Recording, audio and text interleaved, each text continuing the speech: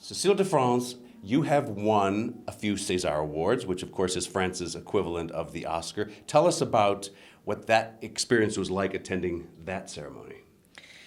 Oh, I was surprised. I was happy, of course, and because it's a very good film with a very good character. My character in the L'Auberge Espagnole, and it's about different students from different countries who are living in the same apartment in Barcelona, in Spain.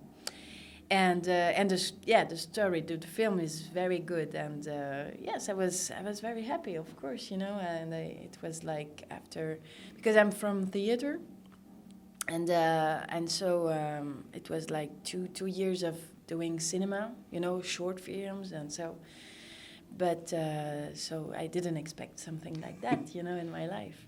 And if you think you got swept up in a tsunami in this movie Hereafter, you've now made a movie with Oscar royalty, with Steven Spielberg and Clint Eastwood and Peter Morgan. And if Oscarologists like myself are right, this could really be Oscar bound. And tell us about Clint Eastwood's reputation in France, because they love him. They've given him the Legion of Honor, haven't they?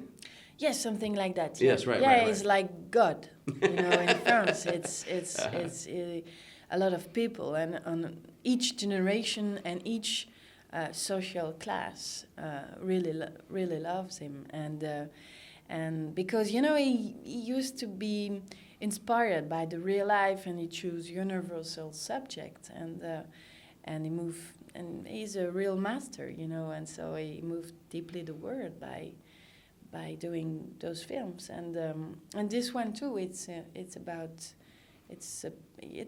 universal subject too. It's not a ghost story movie. It's not a science fiction film, but it's more about human being and about now and here.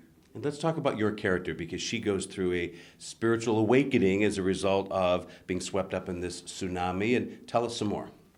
Yes, during her holiday in Thailand, she's getting trapped by the tsunami of 2004, and during when she's trying to catch her breath, but she fell, and so she lived a very disturbing vision, very disturbing experience, and she doesn't know yet that it's a near-death experience, and it's very painful for her because it's very hard for her to trying to describe the sensation that she felt. First of all, because it's over the normal language, and of course, second of all, because everybody thinks she's out of her mind.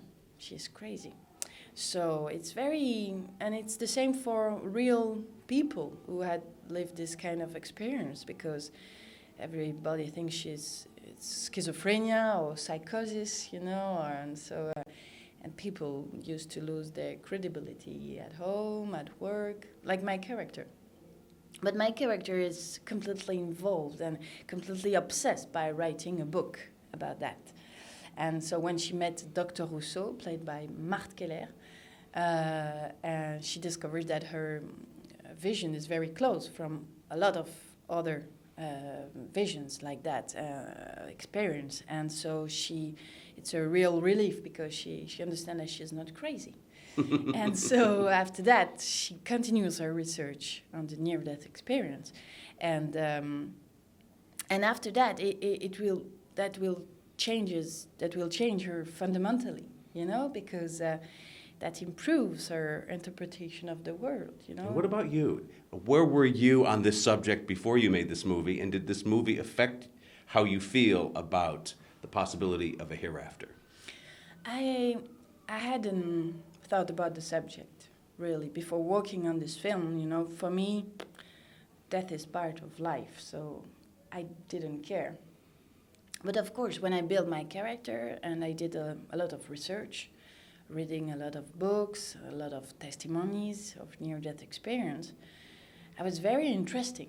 I was very interested by the subject, and so I jumped in this matter with a lot of curiosity, and it's not like, okay, before it was like that, and now after playing this character and living this kind of experience, I'm not the same now. It's not like that, you know. It's the same for the film. You know, the film doesn't give an answer to about that, and it's Yes, very, it does. Let me challenge you on that, because I think what's really interesting about the choice that they made with this script is that there is no doubt of this hereafter. No one in this movie is questioning it. It's accepted.